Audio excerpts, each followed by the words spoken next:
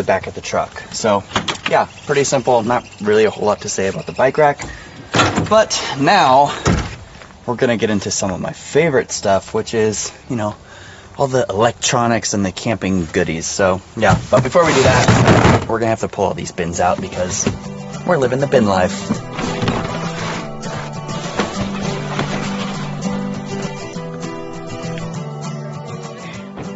So if you guys have watched any of our adventure videos, you know that Victoria and I are big time food people. The reason we're able to make all of those amazing meals that you guys see in our videos is because of this big boy right here. This is actually our fridge.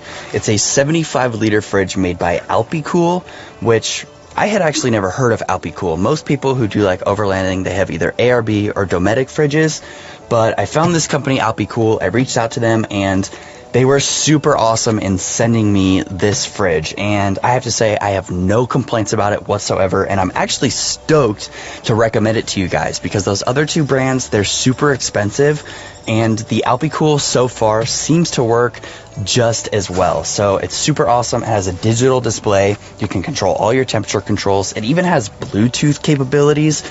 So when the fridge is back here and plugged in, I can actually check it while I'm driving on my phone's app to make sure that it's cooling and getting enough power and that it hasn't come unplugged or anything like that. So yeah, overall it's just super sick. It's super durable. As you can see, it has this handle here, which is super convenient for pulling it out of the truck, and it has wheels in the back too, so that you can kind of roll it around if you want to, you know, take it around camp or anything like that. But quickly, we'll show you guys inside. So this is our fridge.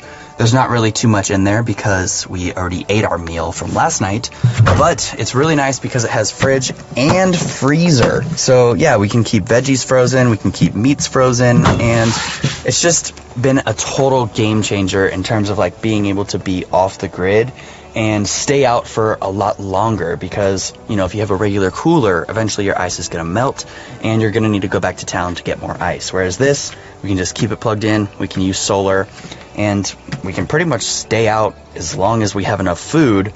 We don't have to go back and, you know, restock on ice or anything like that. So it's been super cool. Now, as far as actually powering it, I found a little bit of like a janky solution, but it seems to work super well. So I'm going to close this up real quick so that I can show you guys how we're actually plugging this in. So as far as powering our fridge, now originally I was going to build some 12-volt DC ports back here, but it got to be a little bit more of a process than I wanted to, and again, we just wanted to get out and go on adventures. So I found this little thing right here. It is a trailer hitch port that converts it to two 12-volt DC ports. So as you can imagine, it's super easy. You just come down here, plug that into the trailer port, and plug the fridge into one of the DC ports, and then when the truck is running, I will have power to my fridge. So yeah, it's a super easy solution. Then I just close this down and I kind of just let this cable dangle out, which obviously isn't the most ideal, but so far it's never fallen out and my fridge always stays powered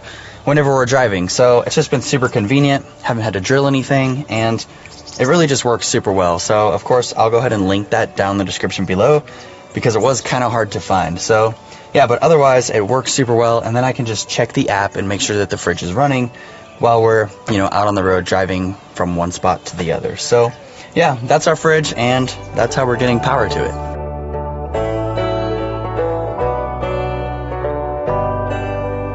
it. Speaking of power,